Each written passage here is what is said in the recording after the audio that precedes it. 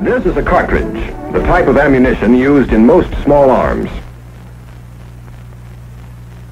It consists of a metal case, a bullet, a powder charge to drive the bullet, and a primer in the base to start the powder burning. A sharp tap with a pointed instrument will explode the primer, ignite the powder charge, and drive out the bullet. To control this powerful explosion and direct the bullet toward a target is the purpose of all small arms weapons. The term small arms includes shoulder weapons, hand weapons, machine guns mounted on ground tripods, on vehicles, and planes. Some are comparatively simple. Others are complex. But there is a basic similarity which runs through them all. Since they all fire the same type of ammunition, they all function in the same general way. In all of them, a cartridge is placed in the barrel and fired. The empty case is then removed to make room for the next cartridge.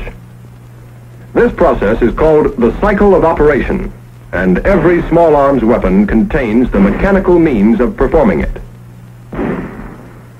To explain this cycle, let's construct a model weapon. It will not resemble any particular weapon, but it will include all of the basic features needed to perform the various individual steps in the cycle of operation. We'll start with a barrel. Removing the top half of the barrel, we can see inside. In the breech end is the chamber. This is where the cartridge fits and where the explosion occurs.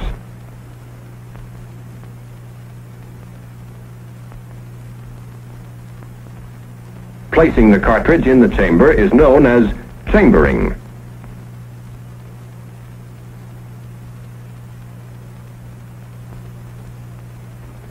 A sharp tap on the primer would explode the powder charge and drive the bullet out. The same explosion would also drive the case backward out of the chamber. Therefore, the cartridge case must be held in the chamber, so most of the explosion will propel the bullet. The part which backs up the cartridge is usually known as the bolt. One end of this bolt fits against the rear of the cartridge and holds the case in place when it's fired. In order to hold the bolt in position, we need something to support it. The barrel, too, must be held in position. The piece supporting them is known as the receiver. There is a channel in which the bolt can slide. The barrel is attached to the front end. With this side section removed from the receiver and the bolt back, we can still chamber a cartridge by moving the bolt forward. This takes care of the first step of the cycle of operation, chambering. Instead of depending entirely on the weight of the bolt to hold in the case when the cartridge is fired, we'll use some way of locking the bolt in place. The simplest way of locking is to fasten a lug to the side of the bolt. A notch is cut in the side of the receiver.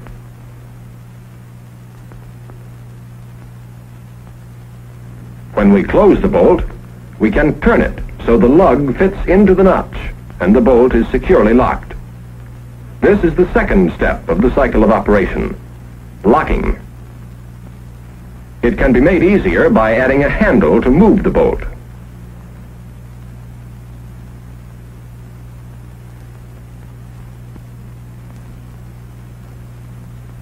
The handle can also be used to strike this stop. This prevents the bolt from sliding out of the receiver. With the bolt closed, how are we going to fire the cartridge? To fire the cartridge, we must strike the primer. However, the bolt is in the way. Apparently, we'll have to go through it. This bolt was prepared for that. The top half can be removed. It has a channel running through its entire length. All that is needed is a rod to reach from one end to the other. This rod is called the firing pin. You'll notice that it is slightly longer than the bolt, so its point will extend a little beyond the face of the bolt. We can now strike the primer by driving the firing pin forward. One way to drive the firing pin is by using a spring.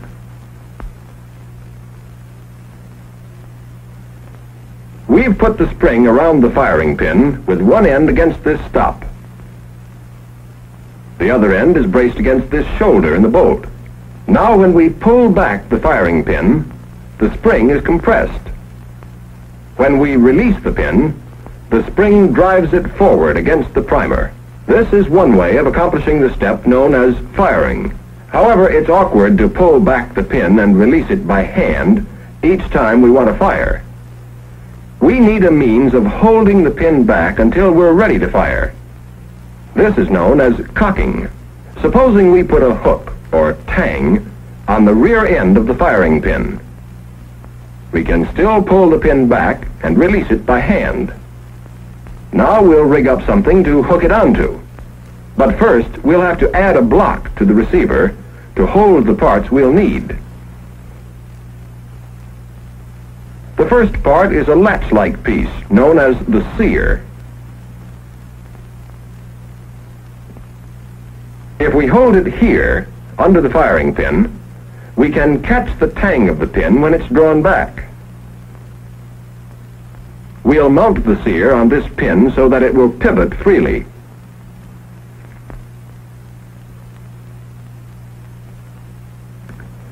We can release the firing pin by pushing down the front or nose of the sear. This is where the trigger comes in. It's mounted on this pin underneath the sear. The trigger can now pivot back and forth.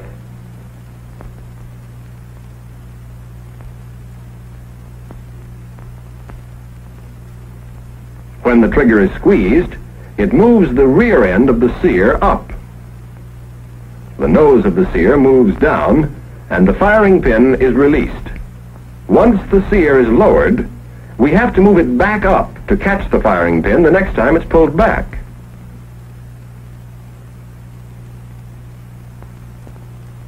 That's why we need a spring, a sear spring, to push the sear up. It's installed underneath the sear. Now, when we squeeze the trigger, we lower the nose of the sear until it releases the firing pin. Then, when we let go of the trigger, the spring raises the sear nose so it will catch the firing pin when it comes back. The spring also returns the trigger to its original position. We no longer have to cock the firing pin by hand. As the bolt is opened, we can cock the weapon at the same time. The firing pin tang cams the nose of the sear down, and the sear snaps back up. As the bolt moves forward, the sear catches the tang and holds it, and the piece is ready to fire. That takes care of the step known as cocking. Now we have a basic firing mechanism similar to that used on a number of small arms weapons.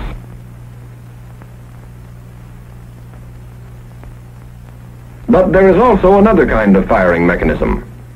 Some weapons use a hammer, which strikes the firing pin. We'll build this hammer type of firing mechanism on the model.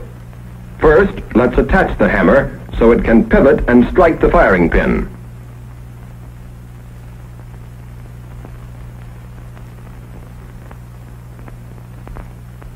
The spring was taken from around the firing pin to drive the hammer.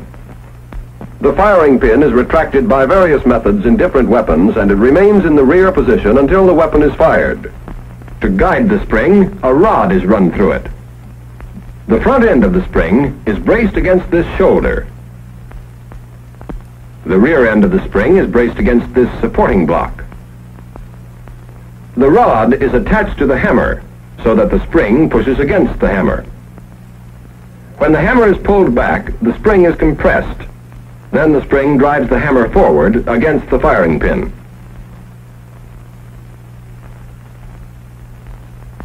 To cock this firing mechanism, we can use the same sear, trigger, and sear spring that we used before. When the hammer is pulled back, the sear snaps up into this notch, and the weapon is cocked.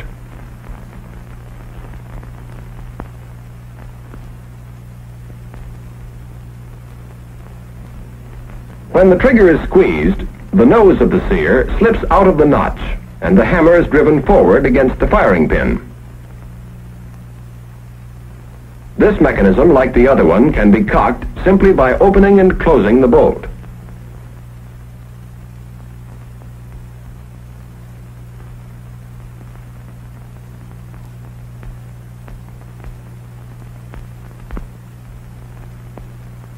Squeezing the trigger fires the cartridge and sends the bullet out through the muzzle.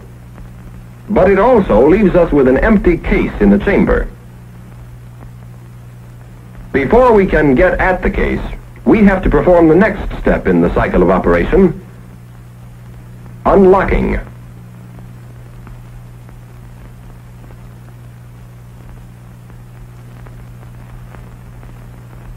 We still have the problem of removing the empty case from the chamber.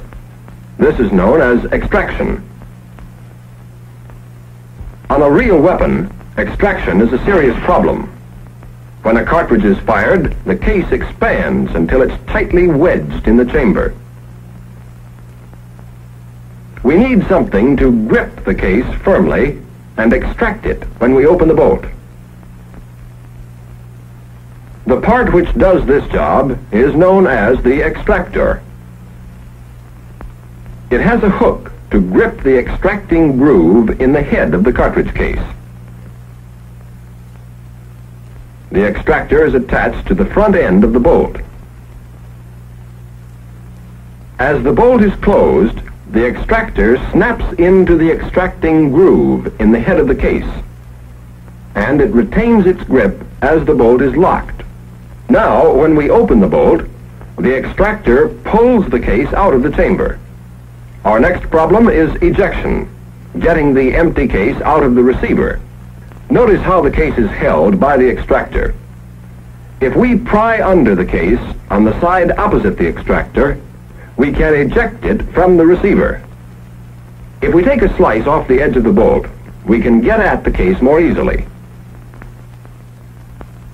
Now we'll build an ejector in the side of the receiver.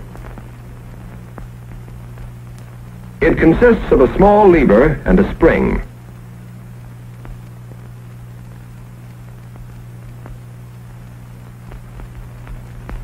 We'll attach the lever so it pivots at one end with the other end held outward by the spring.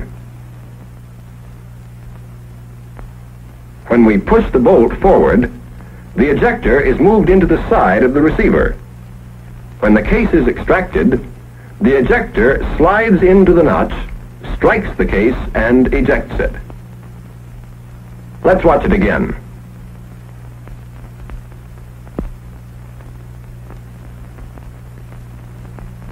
Our weapon is almost complete, but we still have to feed the cartridges to it one at a time by hand. The actual chambering of the cartridge is satisfactory. The bolt moves it forward and it enters the chamber. But once the weapon is fired and the empty case ejected, we want another cartridge waiting ready to be chambered. In other words, we want some method of feeding. There are several ways we can get feeding: by placing a clip of cartridges in the receiver, by using an ammunition belt, or by using a magazine.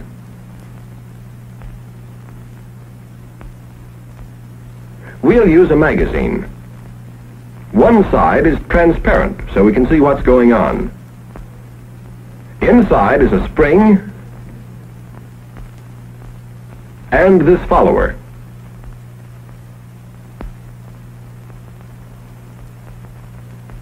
As the cartridge is put in from the top, the spring is compressed.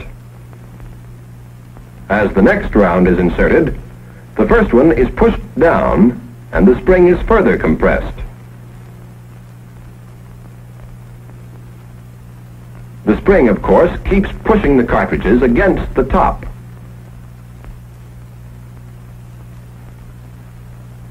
But these lips prevent them from being pushed out.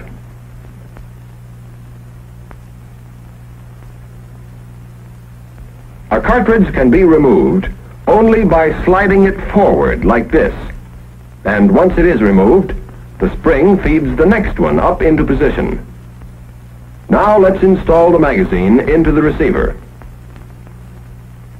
The magazine is placed so that the top cartridge pushes against the underside of the bolt. When the bolt is opened, it slides back until the face of the bolt clears the rear of the cartridge. Then the cartridge is fed up into the path of the bolt. As the bolt comes forward, it strips the cartridge from the magazine and chambers it. And the spring in the magazine moves the next cartridge up into position. Now, each time the bolt is opened, a cartridge is waiting to be chambered. That's the last step in the cycle of operation, feeding. Our basic weapon is complete. It will perform all 8 steps of the cycle of operation. Let's take them in sequence. First, there's chambering, placing the cartridge in the chamber. Next is locking, securing the bolt in place behind the cartridge. Then firing, squeezing the trigger so the firing pin will fire the cartridge. Unlocking, freeing the bolt from the barrel. Next, extraction and ejection, withdrawing and throwing out the empty case. At the same time, cocking, preparing the firing mechanism to fire again. And feeding, placing the next round in position for chambering. Then the cycle starts over again. These are the 8 steps any small arms weapon must perform each time it fires a cartridge. The steps may not always come in exactly the same order, and the means of performing them may vary. But regardless of the type of weapon, all 8 steps will be performed. And once you know the cycle of operation, you've come a long way toward understanding any small arms weapon.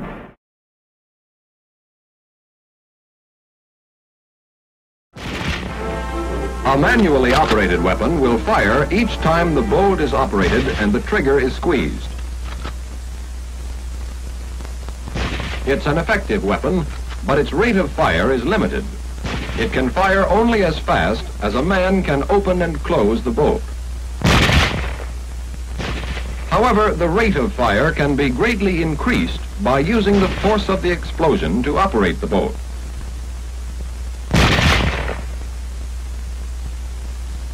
When a cartridge is fired, a very high gas pressure is built up inside the case. This pressure pushes the bullet out through the barrel and also pushes in all directions. 3 ways have been developed to use this force to operate the bolt. The first way is by gas operation. If some of the gas is tapped off to operate the bolt, we get a gas-operated weapon. By using a model, we'll build up a typical gas-operated weapon. When a weapon is fired, the bullet is moved through the barrel by the expanding gas. To tap off some of the gas behind the bullet, we'll drill a hole in the barrel. This hole is called the gas port. Now, when the bullet passes the gas port, some of the gas will escape through the port. To make use of this gas, we'll direct it into a gas cylinder. Inside the gas cylinder, there is a piston which can move back and forth. When the gas from the explosion escapes through the gas port, it strikes this piston and drives it to the rear. To transmit this rearward movement of the piston to the bolt, we'll have to connect them. A part like this, called an operating rod, will do the job. The rod is mounted with one end attached to the piston. It passes through the gas cylinder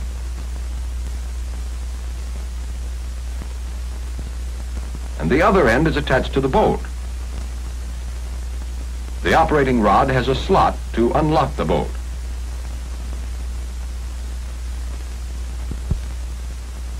When the piston is forced back by the gas, it moves the operating rod.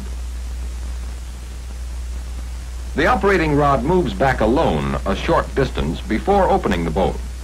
This gives the bullet time to leave the barrel, and when the bolt opens, no dangerous gas will escape to the rear. The rod moves back, and the slot cams the lug up and unlocks the bolt. As the movement continues, the rod pushes the bolt open. But that is only half the job. The bolt has to be closed again. One way to close it is to use a spring. We've placed the spring between the piston and the back end of the cylinder so that it is compressed with the bolt open. When the spring expands, it forces the piston forward, which pulls the operating rod forward and closes the bolt. Now let's see the whole action when we fire a round. Some of the gas escapes into the cylinder, driving the piston to the rear and compressing the spring. At the same time, the bolt is unlocked and then opened.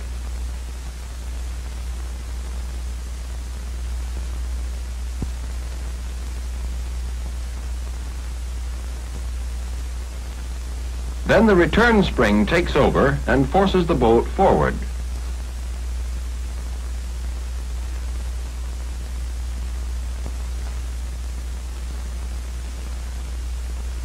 The force of the explosion has been harnessed, so it does all the work of operating the bolt, and we have a gas-operated weapon.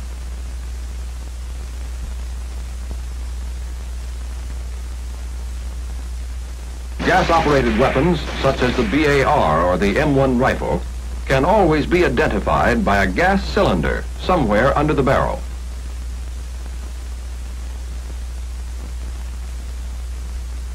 The second way of using the power of the explosion to operate the bolt is called blowback operation.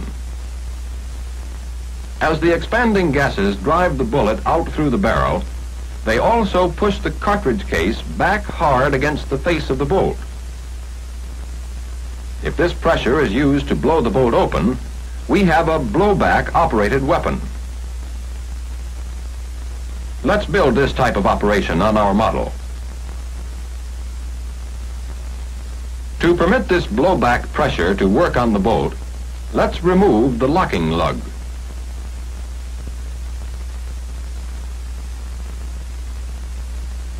Now we'll have to fill up this notch and install a guide lug on the bolt.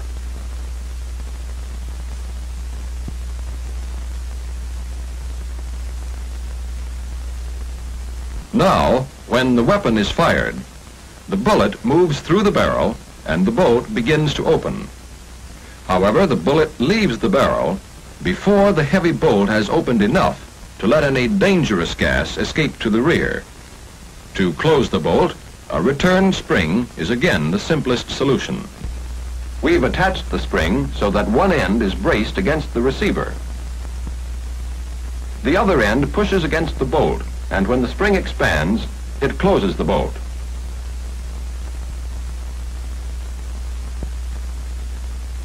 Now, let's see what happens when we fire a round. The bullet leaves the barrel before the bolt opens. As the bolt opens, the return spring is compressed. Then the spring expands and closes the bolt. Once again, we've used the power of the explosion to do all the work of operating the bolt.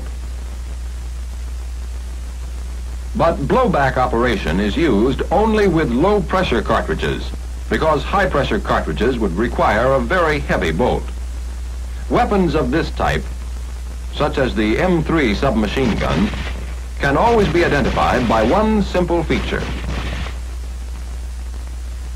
There is no positive locking device on the bolt.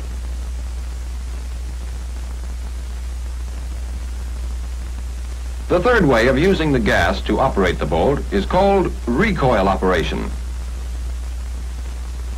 As you know, most weapons recoil or kick against the shoulder of the man firing. If we use this movement to operate the bolt, we'll have a recoil-operated weapon.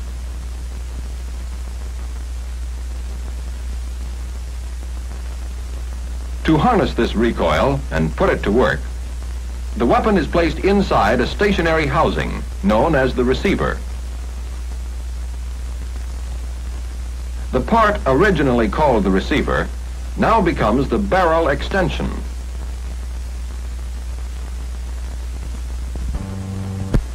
The barrel extension, and bolt are locked together and are free to slide in the receiver. Now the trick is to use this rearward movement to unlock and open the bolt. Let's first lengthen the locking lug to make it extend beyond the barrel extension and attach a catch.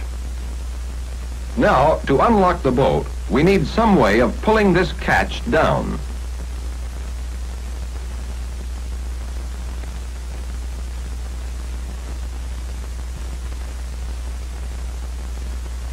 This cam will do the job.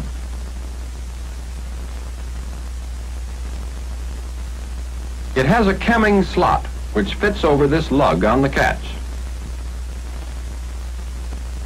The cam is fastened to the stationary receiver. Now, when a round is fired, recoil sends the barrel extension, and bolt to the rear. At the same time, the catch is cammed down and the bolt is unlocked. The barrel extension strikes the receiver, stops, and the bolt continues to the open position. To move the barrel extension, and bolt forward, we'll again use a spring. With the bolt open, the spring is compressed. One end pushes against the bolt. The other end is braced against the receiver.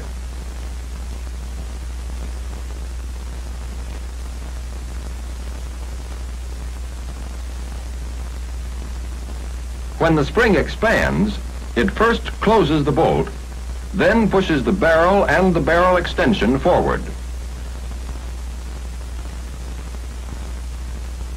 Let's watch the action again. As the bullet moves out of the barrel, recoil begins.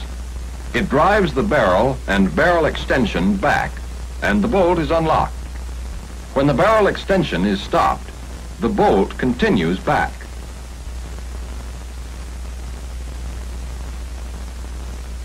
When the bolt is fully opened, the return spring takes over. It first pushes the bolt closed.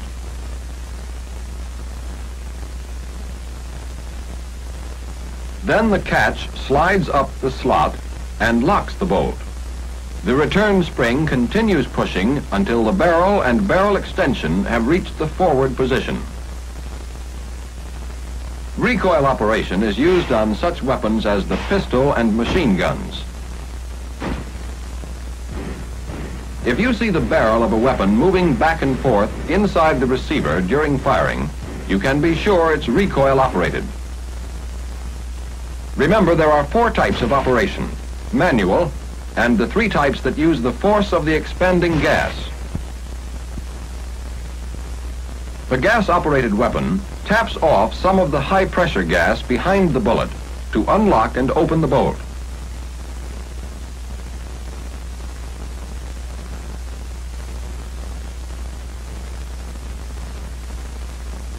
The blowback-operated weapon uses the rearward force of the explosion to open the bolt.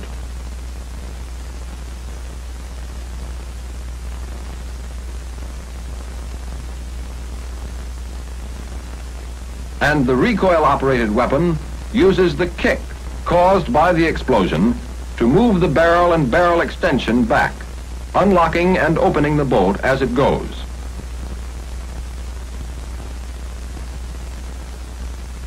These are the basic principles of types of operation, and here we can see how they are used to give plenty of firepower to small arms weapons.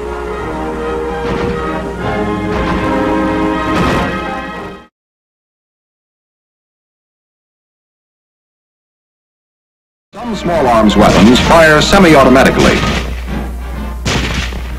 Some fire automatically. And some can fire both ways.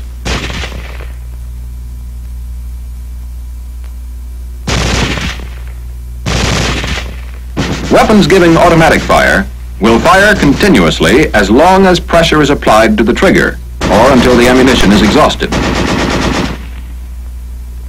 This permits spraying of a target with a continuous stream of fire.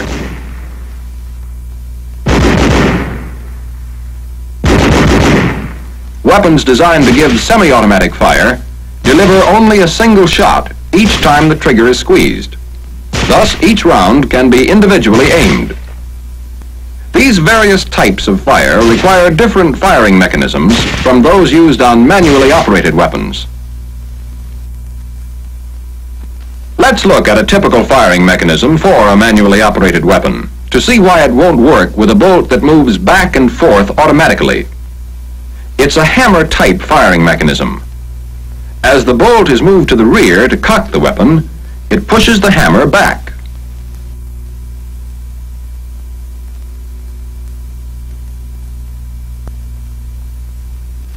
Squeezing the trigger releases the hammer to fire the round. The bolt is moved back by the force of the explosion and is immediately closed by the return spring. Right here is the difficulty. The bolt opens and closes before there is time to release the trigger. Actually, it's faster than the eye can follow. As a result of this rapid movement, the sear is still held down by the trigger when the bolt is closed. Since there's nothing to catch the hammer, it follows the bolt forward, but it doesn't have enough force to fire the next round, and firing stops. In other words, a firing mechanism is needed that will stay cocked even though the bolt goes back and forth at terrific speed. First, let's build a typical firing mechanism for semi-automatic fire. Such a mechanism must remain cocked with the trigger held to the rear. It should fire when the trigger is released and then squeezed again. This can be done in a number of different ways. Here on our model, we've added a new sear of the same type as the first one. It is mounted so it can pivot independently of the trigger. Now, we'll mount a spring under the new sear to hold it up where it can catch the hammer.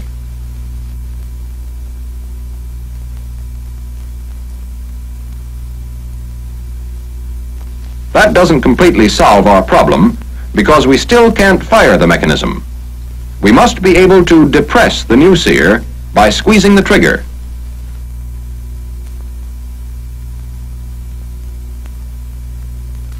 What is needed is a connection between the two sears. We'll put a link on the original sear.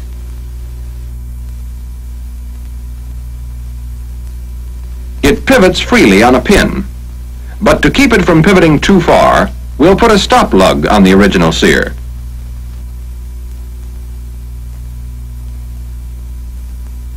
Now the link always returns to its original position. The link is long enough to reach to the new sear, and to make contact with it, we'll put on another small lug. Now watch what happens. The hammer is held cocked by the new sear. When the trigger is squeezed, the link moves the new sear down, releasing the hammer. A fraction of a second later, the link slips off of the lug, and the new sear pops up to catch the hammer again. Let's see it again. The sears come down together, releasing the hammer. The new sear snaps up and catches the hammer, even though the trigger is still held back. To fire the next round, we must release the trigger. the link hits the lug on the new sear and pivots. After it passes the lug, it drops back into its original position, and the firing mechanism is ready to fire the next round. We now have a semi-automatic firing mechanism. Each time we fire, the bolt moves back and forth before the trigger can be released. But the new sear is up waiting to catch the hammer. Then we can fire the next round by releasing the trigger and squeezing it again.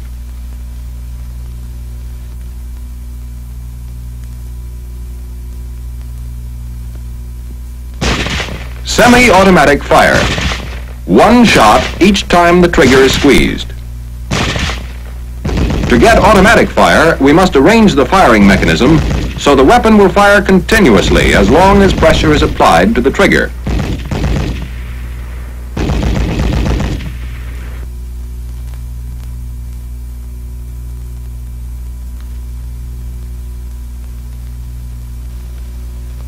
We've seen how in semi-automatic fire, the hammer is caught by the new sear and held until the trigger is released and then squeezed again.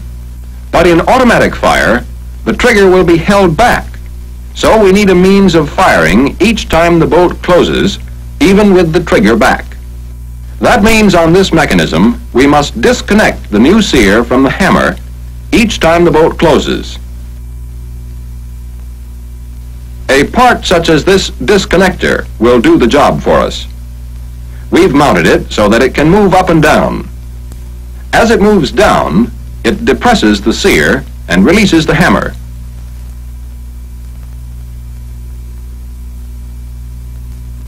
To move the disconnector each time the bolt closes, we'll put a lug on the bottom of the bolt.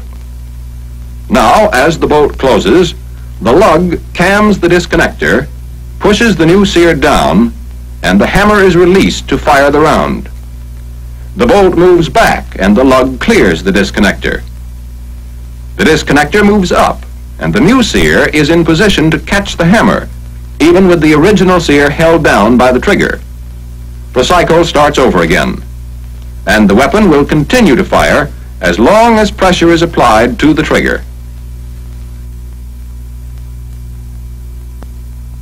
When the trigger is released, the original sear rises. Now, when the bolt disconnects the new sear, the original sear is up in position to catch the hammer and stop the firing. The hammer is held back, cocked, and automatic fire can be resumed merely by squeezing the trigger again.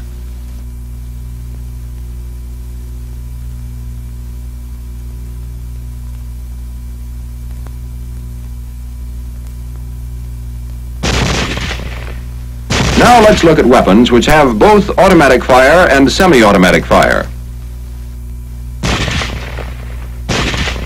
These weapons have a lever to select the type of fire desired. These firing mechanisms are not much different from the ones we have just seen.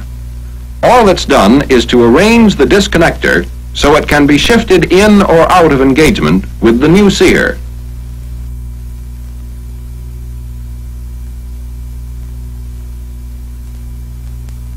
With the disconnector out of engagement, the firing mechanism will give semi-automatic fire. One shot each time the trigger is squeezed.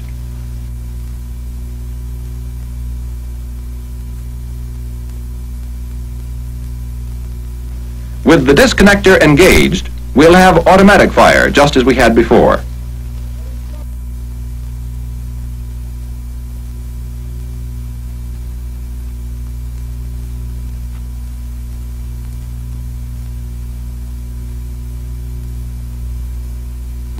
That covers the basic principles for both semi-automatic and automatic fire.